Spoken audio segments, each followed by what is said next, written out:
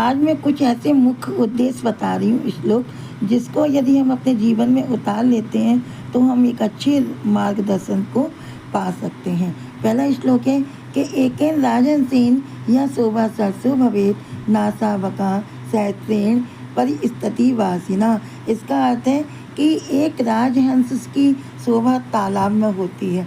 एक मतलब और जिस प्रकार की नासा वका से उसके पास में मतलब एक तालाब के चारों ओर हजारों बगुले रहते हैं, जितनी शोभा वो उसकी नहीं कर सकते जितना एक अकेला राजहंस कर सकता है। इसका मतलब ये है कि यदि हमें ज़रूरत पड़ने पर कोई एक समझदार व्यक्ति काम आ जाता है, जहाँ हजारों की भीड़ काम नहीं आ सकती है। दूसरा है भुक्ता मृडाल पटली भवता निपीता न्यू अम्बुनु यत नलिनी नानी निशेषतानी रे राजहंस तब तस्य सरोवरस्य कृतेन केन भवितास कृतोपा।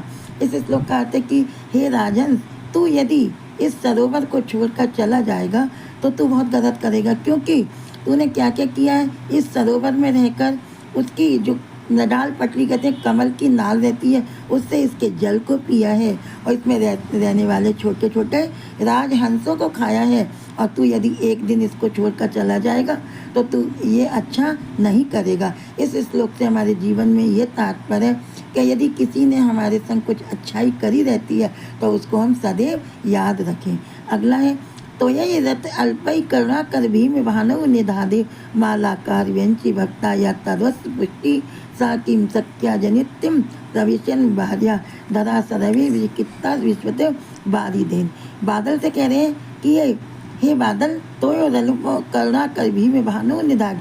अब जब तेज गर्मी में जब सूरज तुम्हारे ऊपर पड़ रहा था तो बाग के माली ने जो तुमको थोड़ा थोड़ा जल देकर पुष्टि किया, वह क्या कम है? साकिम सक्या, तुम ये नहीं जानते कि प्राणी वैसे समय पर की गई जरूरत एक बिना समय की हुई जरूरत से ज़्यादा महत्वपूर्ण होती है।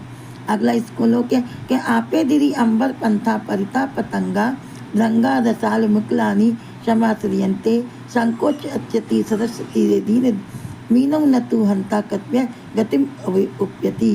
कि जो पक्षी है वे अंबर में आकर अपना मार्ग ग्रहण कर रहे हैं, मतलब अपने घोंसले में आ रहे हैं।